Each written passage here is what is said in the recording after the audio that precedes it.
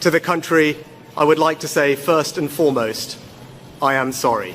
I have given this job my all, but you have sent a clear signal that the government of the United Kingdom must change, and yours is the only judgment that matters. I have heard your anger, your disappointment, and I take responsibility for this loss. Okay, so there's a couple of things to talk about today, and that is, firstly, the rejection of the far right, firstly in the UK and now in France, but also the grace with which the new leadership can come in and thank the previous leadership, and the peaceful transfer of power, as it's called in the US, is done with such style and respect. Respect not just for the parties, but for the people who voted. And in all cases, leaders have got up and said, we respect the wishes of the people. I want to thank the outgoing Prime Minister, Rishi Sunak.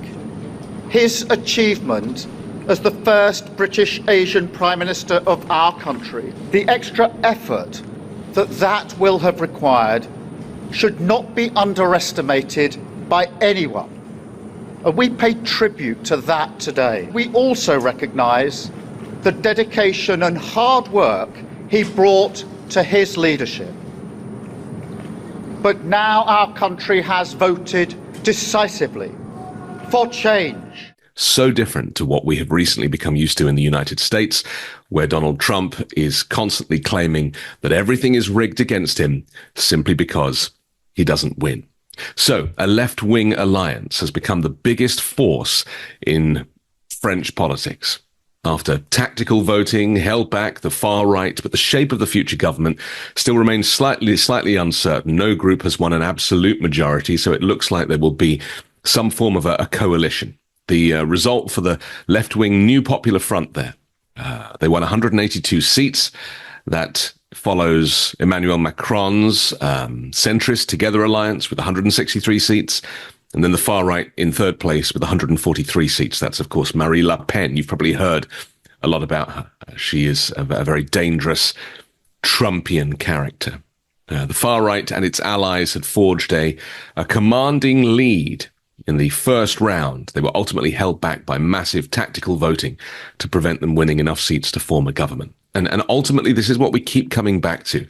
And it was the same thing in the UK. You know, the Conservatives were in power for 14 years. Their policies were so awful, their economic plans so useless, but also the lack of heart, you know, sending immigrants on planes to Rwanda and thinking that that was a solution for dealing with immigration to the UK. Flat out rejected. The new Prime Minister has already cancelled that policy on his first day in office. And so what we're seeing in the UK and in France are the people not rising up, but just using their democratic right to a vote and recognizing that this far right, angry, negative rhetoric is not real. The hatred for immigrants, the idea that they're bursting in and swarming across like vermin and stealing jobs and murdering and bringing drugs, none of it is true. It's never been true. But unfortunately, that kind of propaganda sticks with people. And we heard it from Nigel Farage years ago in the UK, and Brexit happened, and their theme was, you know, for the UK to take back control from Europe, and that has been an unmitigated disaster. And the UK without Europe is a much smaller island. And now we're seeing the results of people recognizing that propaganda is not true. It is not based in fact. It is very easy to spew hatred about minorities or about groups that, you know, don't look like you. But in reality, we're all the same. And we all want good things for ourselves and for our families. So let's talk about that peaceful transfer of power for a second, because even Rishi Sunak, the outgoing Prime Minister in the UK, who is not a person that I particularly like. As I said, I find his policies on immigration and welfare to be, you know, utterly repellent. And yet he was able to speak very respectfully of the voters, very respectfully of the incoming Labour Prime Minister, and simply admit defeat. Something that Donald Trump never did, something that the MAGA Republicans refused to do en masse. You know, the idea that you would claim that you'd won when you hadn't is so completely insane. And I can't imagine it happening anywhere else apart from America. And, you know, it's for the US and the media especially to stand up to that. And that's why it makes no sense to me that the media is bashing Joe Biden for being 81 when the other guy is a criminal and a crook and a thief and an election denier and an insurrectionist and a rapist and all of that stuff. It's like, no, let's pick on the old guy, a guy who's been in public service his whole life and is a good man. It's like the media have learned nothing from last time around, and, you know, this is just history repeating itself in the US. So my message really is, let's get over this idea that propaganda should, you know, control our thoughts. Let's just understand that you as an individual should be able to see the difference between a truth and a lie. And there's enough information out there, you know, from people like myself, independent journalists who are doing the real work. We are not involved with corporate entities. You know, there's no kind of big business behind us.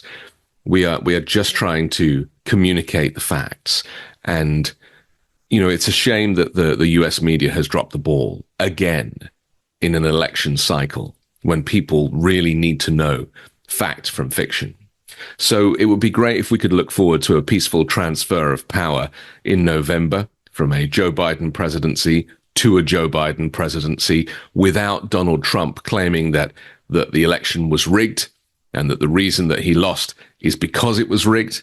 Of course, he will never admit defeat. And as we know, with his control now of the courts, as we've seen in Florida with Judge Eileen Cannon, and as we've seen with the Supreme Court with his immunity case, that he has been working behind the scenes with his people at the Federalist Society and the Heritage Foundation and other kind of far-right Christian nationalist advocacy groups to basically set up a system whereby when he claims that the election was rigged, hence why he lost, that the courts will then move in and try and reverse that decision. It'll be an insurrection on a far grander scale. And so that's what we now have to really look out for. And you know, that's what the media need to be talking about, not focusing on Joe Biden standing still and watching an event and thinking that he's frozen. It's just so very sad that the ageism and the disrespect for a leader who is, you know, anything but a populist. And why is it that these populist leaders are the ones that seem to get all the column inches and all the media attention? It's because they're box office, they're great value to the media business. But, you know, ultimately, get your news from places like this. Watch with your own eyes what's actually happening, and don't feel the need to be swayed by propaganda. I'm Anthony Davis. You can catch me on the 5 Minute News YouTube channel and podcast, also on Uncovered every Wednesday, and on the weekend show with MeidasTouch. Love this video? Make sure you stay up to date on the latest breaking news and all things Meidas by signing up to the MeidasTouch newsletter at MeidasTouch.com/newsletter.